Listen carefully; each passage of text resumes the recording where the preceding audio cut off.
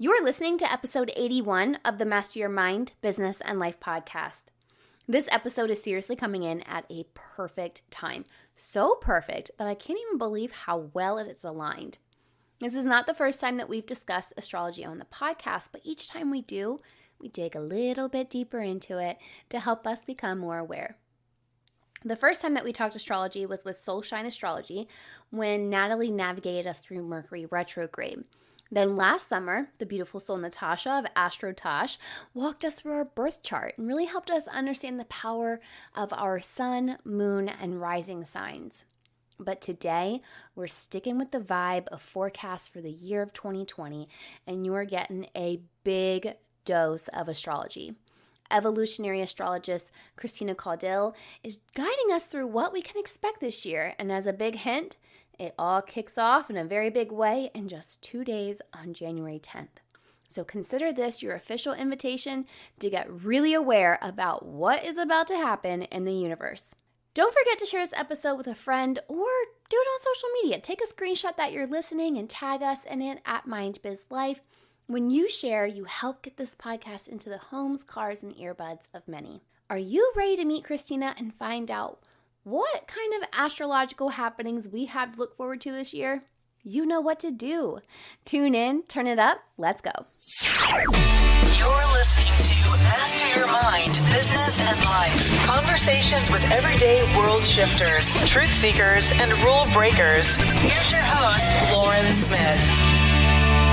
Hey everyone, it's Lauren Smith. Welcome back to another episode. Today's guest is Christina Caudill.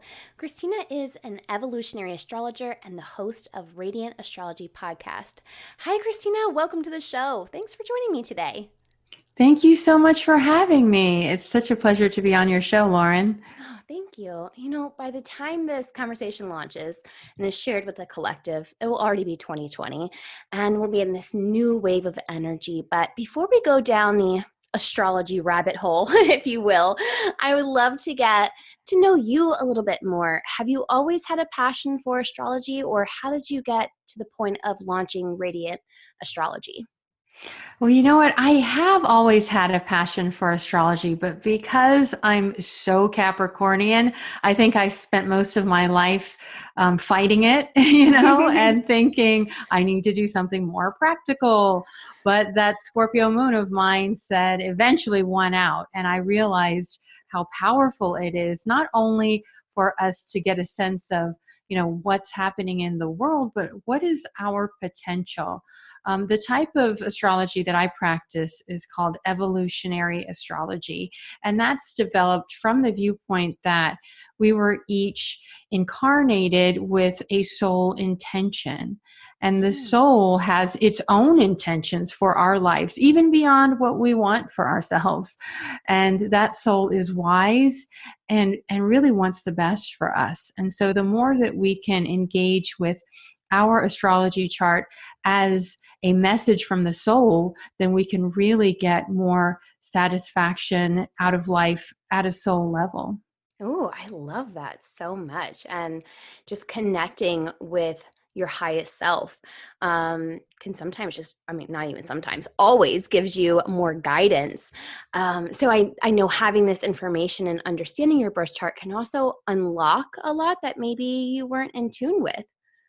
Mm-hmm. Oh yeah, absolutely. Because it's kind of just like a treasure map in a way, that you can, once you understand it, you see all this potential. Now, I do want to sort of caveat that with, sometimes people look at astrology as it's got the answers for everything in their life. And if they're not doing it right, then, they're not understanding the formula for, success for their life. And it doesn't quite work that way. It's basically kind of like our palette of the colors we have to play with to create our life. I like to think of it. So there's a lot more potential rather than it just being something totally deterministic about our fate or even who we are. It's actually there to help to give us even more potential of what we can be, who we can be, and how we can contribute to our lives. So it's a tool that gives a lot of permission. Yes, exactly. I love that. Yeah. What would you say to people who may be tuning in today, but they're a little skeptical of astrology? Well, let's see. It depends on what they're skeptical about. But you know, this is the thing. I don't even know how it works. Like, how does Pluto, which is like so far away, how does it impact our life at all? And how does it have anything to do with the meaning of our life? And that's the thing is it's even beyond the how. Just knowing that, our heart is always beating to keep us alive. We don't have to think about it or do anything about that. That's a miracle. That in itself is a miracle. So, why is it that when everybody has their Saturn return at around age 29, that they suddenly feel like they need to define who they are and become more responsible? I don't know. I just know that it does tend to work. And you can actually see it in some of the bigger transits that we all have. At 29, we have the Saturn return, and that Saturn bearing down on us, like, actually requiring us to adult in our life. And then about age 38 or so is the big one, the Pluto square. And that's Pluto, which calls for a total metamorphosis in how we feel empowered and powerless in our lives. And without fail, everyone experiences that. Maybe, obviously in slightly different ways, because we all have our own unique destiny. Right. But, if I were to sit down with someone and give them certain dates in their life and guess about what the main sort of themes were during that time, then pretty much without fail, if the person is at all self-reflective, they would see that there is really something to this astrology thing. So interesting about 38, because I feel like that, like around that 40 mark, people really, it's like, oh, my 40s. And, I don't want to say midlife, because I don't think 40 is midlife at all. But, you start to I've heard that you start to view life a little different. And definitely, I mean, I can speak for 29. That was absolutely Saturn return. I can say my life I switched it. It was like, okay, don't want to do this anymore, What I think is beautiful is that so many young people now, I see a lot of people talking about the Saturn return and people that are in it or they're about to have it. And that's such a gift to be able to have the language of astrology to help you through these things. And also to know when these transits are going to be over. Yeah. Well, I love that you just touched on more people talking about it, because I'm pretty woke and aware, and I think my spiritual radar is always on. And I just feel in a big capacity almost that astrology is coming around again in terms of popularity. Have you found this to be true? Yeah, it really seems to be in another sort of renaissance, like a golden age, if you will. And I think it's beautiful. One of the things I would attribute it to, just if we were to see it like from a practical sense, is it used to be that when an astrologer would cast a natal chart, they would have to do it all by hand, do all the calculations themselves. It would take hours or maybe days, depending how slow they are. Whereas now you can go on astro.com or some other, free software online, and within seconds get your natal chart. That alone has really fast-tracked things with astrology. There's great softwares that we have. And on top of that, then the curiosity people have, they want to know that there is something greater out there for them. And what astrology teaches us is that life is bigger than us. There's forces that are just bigger than us. And it's not about us being smart enough or working harder to figure out life. It's really about opening the channel and being a clearer channel for understanding what our potential is. That is amazing. So beautifully put.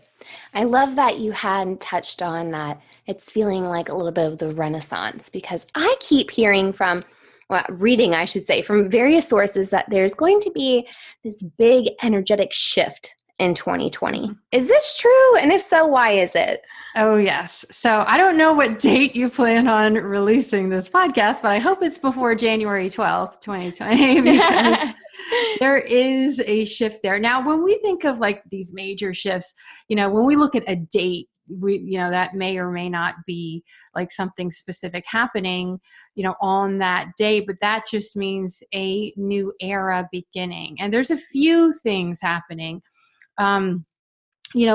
In December 2019, so this will be after this happened, when this releases, there's a major eclipse that's conjunct Jupiter, which is the planet of expansion. So it's a big eclipse. And that one is in Capricorn. And so in some ways, we are all going to feel this calling to do and be more of what we've always said we were going to be, and that requires some maturity, that requires some commitment. But Jupiter being there can help to ease that, can help to bring the possibilities along with that. And so then when we get into even in January 2020, when Saturn and Pluto meet, that's one of the things that we've been feeling, this tension, the past couple of years. Saturn is the planet of structure, and it represents things like society and government and laws. And it's meeting up with Pluto, which is the planet of decay and destruction, but also regeneration, right? So it's like things have to die in order for a new future to be born. And in some ways, we are living in a dying society throughout the world. We're seeing it not just only in America, but throughout the world. People are no longer satisfied with the status quo, and something needs to be born in that place. And right now we're still at sort of like the end, the endings, but in 2020, we're going to start to have a potential for the new beginnings. In March, when Saturn moves into Aquarius, which is the sign of the future and new paradigms and innovation, then Saturn is going to require us to make the structures available for that new future and new paradigm. And I think it has something to do with collaborating, collaborating in new ways and just rethinking the paradigm of how we want to engage with ourselves in society. How often does something like what's going to happen on the 12th happen throughout life? Is it like every certain amount of years that this happens? Well, the last time that Saturn and Pluto met in Capricorn was like in the 1500s. Whoa. That's how rare it is. Holy cannoli. Yeah. Now, I will say that Saturn and Pluto meet every 30 years throughout the zodiac in different signs. Right. But in this sign of Capricorn, which is it's about government, it's about society, it's about law and order. And that when it met last time, or when they met in that sign last time, it was during the Reformation, the Martin Luther times in the 1500s, the beginning of Protestantism, which actually completely changed the paradigm of life at that time. And so we are having a complete change of paradigm. And not only that, it just really feels like individuals are starting to feel that they have not only a right, but actually a responsibility to help shape society. And in some ways, that's really empowering. It's like they're waking up. Mm-hmm. Yeah. And I think we've experienced a lot of these sort of slowly kind of waking up of people the past, I really think since that, 2002. And, but now it's not enough to be awake. We have to actually do, we have to create, and we have to be the future that we're calling into. Let's back up 1 second. Can you break down how exactly eclipses affect us? Yeah. So eclipses happen every 6 months. Okay. So they're rare, but they're not so rare that, we don't ever have them. Every 6 months, we're going to have a pair of eclipses. Now they usually come in pairs of 2. Sometimes they'll be in 3s. The last summer we had 3 together in a row. basically, so you know that every month we have a new moon followed by 2 weeks later a full moon, right? So that's the lunation cycle. And what makes an eclipse is a solar eclipse is a new moon that's joined to what's called the lunar nodes. These are these points in space that align the path of the moon with the path of the sun around the earth. So it's really strange because the lunar nodes, I work a lot with the lunar nodes, and they are not physical bodies in space. They're simply alignments in space. But when they align, then it has a lot to do with our evolutionary growth, our spiritual growth. And that is what makes a new moon an eclipse. So if the new moon is aligned with the lunar nodes, it is a solar eclipse. When a full moon is aligned with the lunar nodes, it is a lunar eclipse, right? And so basically, you've probably heard that a solar eclipse is a supercharged new moon, and a lunar eclipse is a supercharged full moon. Right. It's because of the lunar nodes. So, and we also like to refer to the nodes as the nodes of destiny. So that's when it feels like fate and destiny are calling, and you have these little shifts of fate that can feel like they change your life. And you look back and notice, how incredibly transformative those periods were. Interesting. So do we also, in this upcoming year of 2020, do we have any significant eclipses that we should kind of be aware of or keep on our radar? Yes, I always like to look at eclipses every year. And of course, the magic and beauty of astrology is how the eclipses impact your own personal natal chart, So if someone has an eclipse on, like I'm going to have an eclipse on my sun, which is rare, and that likely won't happen. It might not happen for everybody, but eclipses happen in a certain sign every 19 years. So, when you have an eclipse in your sign, it's rare and you definitely want to be paying attention to it. So this past year, all the eclipses were in Cancer Capricorn in 2019. And then in 2020, they're going to shift. We're going to have some in Cancer Capricorn and some others in Gemini Sagittarius.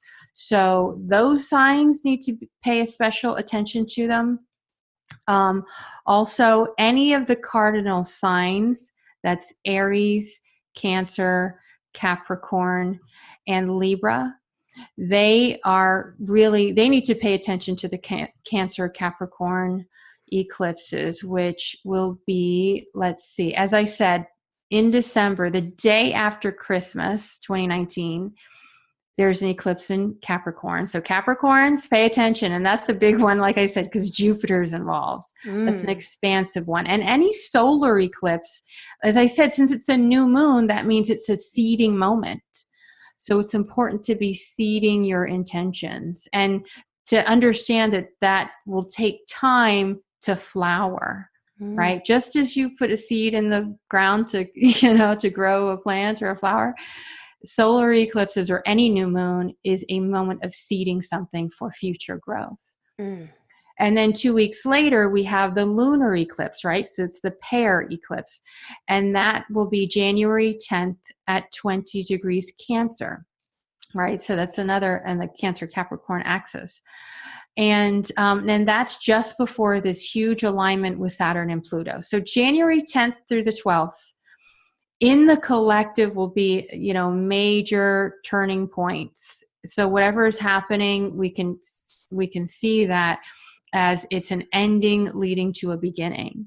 Because I think someone once asked me, oh, is this like an ending or a beginning? Well, it's both. When you think of time as being, and cycles being circular, when you get to one end point, that's also the beginning point. So, as we see things dying away and falling away that no longer serve our collective growth, we can also know that this is the year where the new beginning is starting to happen as well. Whew, my birthday is January 9th. So now I'm like, oh, Oh, dang, yay! what is this eclipse going to be like the weekend of my birthday? Now, I will say, so because it's a lunar eclipse is a full moon, so it illuminates things. So it's Mm, important to see, you'll be seeing what it is you need to know. Now, people usually say for full moons, it's a release.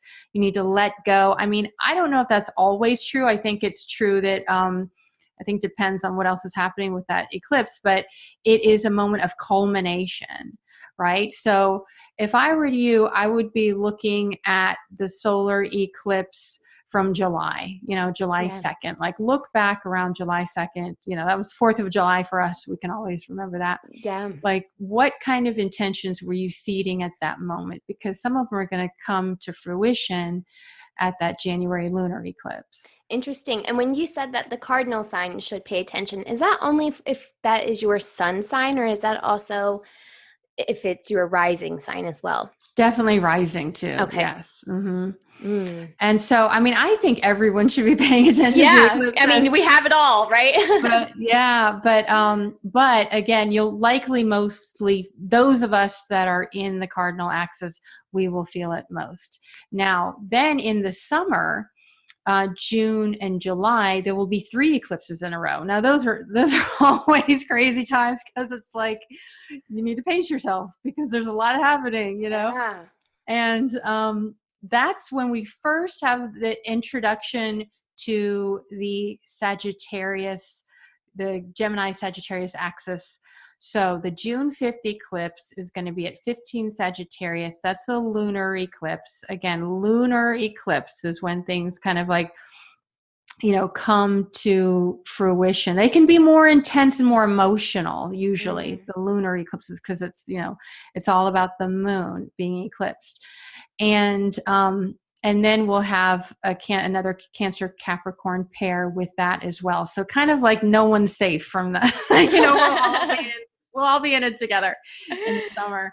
And then again at the end of 2020, November and December, there will, it's going to introduce the Gemini Sagittarius. So Geminis and Sagittarians in 2020, it's like you're up next, right? Because this last year has been a lot of Cancer, Capricorn, Aries, Libra. So this year, all of you Gemini, Sag, Pisces, Virgo, that's the mutable signs. You people, it's, you're up to bat. The great thing about what I think is great about these mutable signs is it's saying it, they're changeable. And that means that we need to be able to change too, and to be fluid and to move. So I think part of it is saying there's so much that so many of us have solidified with what we believe to be true in the world because we've been having to declare who we are and what we believe. And I think, with all this happening, this changes in Gemini Sagittarius, the North Node is going to be in Gemini, which is about learning and knowledge and actually backing up your beliefs, which is Sagittarius, with actual knowledge, which is Gemini. So knowledge and learning is going to be more important. And it's like, if this is a time where you've been wanting to learn something, really learn it well and know it and master it rather than just be, just fluttering around. The thing about now, the shadow of Gemini can be distracted and scattered and want a lot of information. But I think that the growth potential is that we need to learn things so that we can really understand the times we're in and the world we live in. Knowledge is power. Oh, absolutely. Yeah, the right knowledge. Yeah, absolutely. Are there any other important astrological events that we should kind of keep on our radar for 2020? Yes, I think I touched on it before, and I'd really like to emphasize that in March is when Saturn goes into Aquarius. And now he's going to kind of dip his toe into Aquarius. And that starts, right around the time of the equinox, the spring equinox, which is so interesting. So that's going to be an interesting spring equinox. The spring equinox is always around like the 20th of March. And Saturn enters Aquarius about the 21st, I think late on the 21st or early on the 22nd. And, we've heard about the age of Aquarius, and I feel like we're entering it. I mean, it's not supposed to come for another, 50 years, but ages happen over centuries, right? So we're at the very end of a huge cycle that's lasted for centuries. And in ancient astrology, Saturn rules Aquarius. And so it's really important for us to understand that, if so many people are dissatisfied with the status quo, that's for a reason. That means it's no longer serving us. And so as Saturn enters Aquarius, it's like, what can we do to actually implement new ways of living and relating and collaborating? I see a lot of, like women doing it. I think it's amazing. Even like this podcast is one thing, you're giving someone else a platform, you're collaborating in that way. And that is different than the Capricornian way where there's like one boss, and then subordinates under them. And it's all about control, because the Aquarian way of relating is we're together. We've been brought together because we share the same beliefs. We share the same vision of the future. We want to be together. It's like our ideas bring us together, not some sort of like outward control. And Saturn wants to crystallize something, wants us to form something that is maybe abstract, but it's time for it to start having the early forms, the new laws, the new patterns, the new paradigms. And so that will be from March till July, and then Saturn will retrograde because he's got more stuff to finish up in Capricorn. And then by the end of the year, Saturn will finally, in December 2020, Saturn will be in Aquarius from then on. And so then we'll, have another chance to be building the new thing. So it's like we have a little taste of freedom, of innovation, of the future coming in around the springtime. And I'm really looking forward to it. So we touched on it's going to be retrograding. And I think retrograde may be what I hear about most. And of course, it's always Mercury. Are there any other significant retrogrades that we can kind of keep on our calendar as well? Yes. Yeah. Oh, yes. What we got? This year, we're going to have both a Venus and Mars retrograde. Ooh. And so, yeah, it's a lot when it's both the cosmic lovers are retrograding. First, Venus will be, let me see if I have these dates here. She will be retrograding in Gemini. Okay. Geminis, like I said, you're up to bat this year in 2020, because not only will you have the North Node of evolution, of growth in your sign, but you'll also, you'll have the eclipses and then the Venus retrograde. And so Venus will be retrograde. Let's see. I'm trying to find my chart. Oh, here we go. She'll be retrograde May 12th through June 25th in Gemini. And, she is the planet of love, of pleasure, of relating, and of attraction and attractiveness. And so when she goes retrograde, it's not like she's not working. I mean, she's still Venus, but it's like at times she can like give us things we don't expect, or at times she just maybe, isn't engaging with us the way that we're used to. Right. So this is where we can play a little bit around with who we're relating with, how we're relating to them. In Gemini, Gemini likes variety, right? So it's on the positive side, we can be engaging and partnering with a lot of different people, and Gemini is like our friends, people that we like kind of get along with, like we share the same like mind. And so it's just enjoying a variety of people. Now, the challenge could be because Gemini has to do with the mind and communication, there may be some conversations we need to have around relating, around, what we need in relationships and things like that.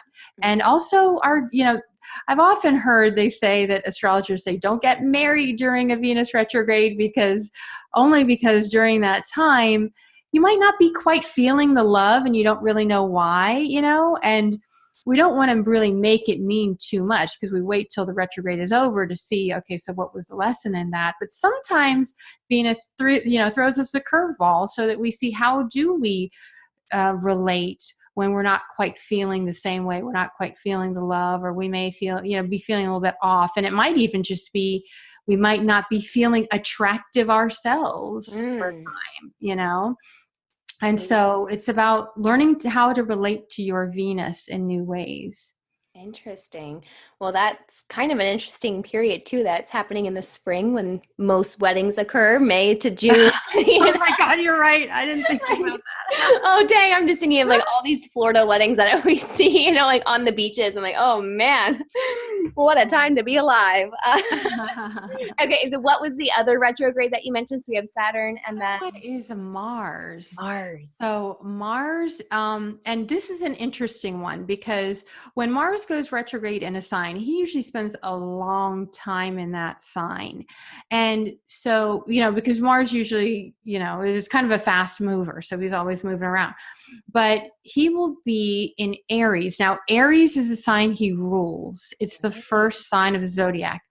And Aries is about initiation and instinct and drive. It's also about conflict, though. He's the warrior planet in the warrior sign. So he's heated here. So we definitely want to be wary of that one. Mars will be in Aries from June 29th to January 6, 2021. Whoa. So that's like half the year. Yeah. So into 2021, that's a long time. Now, this is the thing. The positive thing about Mars and Aries is about being direct. It's about having initiation. Mars is what gets us out of bed every day. So if we didn't have a Mars, we could never get anything No done. drive. Yeah. Right. And, and he's the one that gets us to say, hey, will you be on my podcast? Whatever.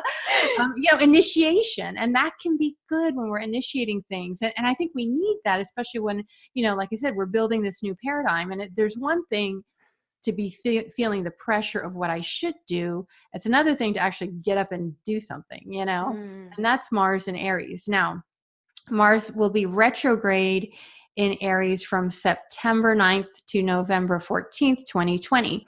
And during that time, again, Mars can just be harder to engage with and control even. So, sometimes he gives us too much, sometimes not enough. So, at times we may be feeling like we just want to bulldoze over anyone in our way, it's like, because Mars is like, what about me in Aries? Selfish. And sometimes we need to have a healthy ego. We need to be a good self advocate for ourselves, right? But if it's too much, then we can, we're not considering other people or what other people need or want. And then if Mars is retrograde and we're not really feeling our Mars, we could just be feeling kind of impotent, like literally or emotionally. And that can be problematic too, because if we're kind of feeling like we don't have what it takes or we're kind of weak, then people can lash out from a place of weakness. And so it's important to look at that to see how, frustration is kind of like the word, I think. We may be feeling a little frustrated at times.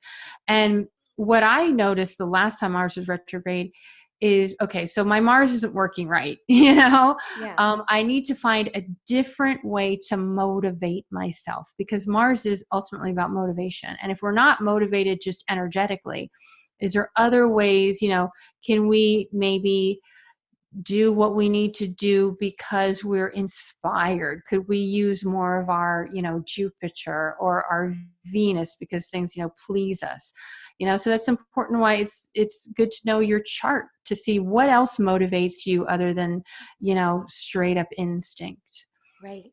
And it's also probably really important to know where you have certain planets in different placements, to kind of work with it. Yeah. Yeah, exactly. Because you could have some supportive planets. If you have some, sextiles or trines or whatever to your natal Mercury, then that can give you a clue of like other areas you can help support that Mars. Right. And I know some of our audience is like, what is she talking about now? But this is where you go to an astrologer and, with someone like Christina, and she breaks it down for you in a way that you can understand your chart. Because when you are looking at your birth chart for the first time, you're probably like, what is this? Yeah. For sure. Is there any other dates that we should keep on our radar, or are those, did we already cover kind of the bigger I one? think those are the biggies, right? Mhm. Of course, we're going to have 3 Mercury Of retrograde, course, yeah. and peppered throughout the year. But keep your eye. I mean, I really love to look at the eclipses Mhm. for times of transformation, right? And Right. collectively as well as personally. Solar eclipses, people are always really turned inward, even if they don't know what's going on. It's just harder to get other people's attention. And the reason is because we have some internal work to do. It's like, it's uh, the astrologer Demetra George calls it's like a power outage because the light of the sun is eclipsed, and then it's followed by a power surge afterward. It's like we Mhm. have to have lights out in order to really connect with and align with all this internal movement and the intentions and calling of our soul before then we can get back into the world and you have that outward focus. So like the attention needs to be drawn inward so that we can really have the awareness that we're called to transform into. It also just sounds like 2020 in itself is just a transformation year. Hmm. Yeah, it's one that we've been kind of looking forward to, and some people biting their nails about, Which way is because it going to go? right is, and we can't ever really know which way it's going to go, because it's multi-layered. It's so complex. When there's these really seemingly terrible events that can bring out some of the best in humanity, and we Mm. change through it.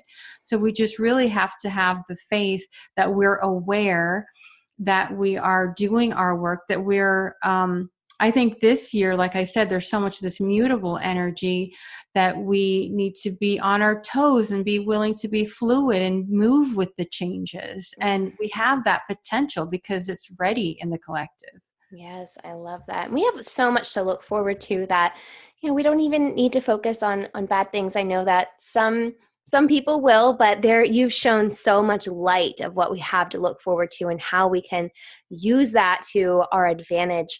Christina, where can our audience go to learn more about astrology and connect with you further?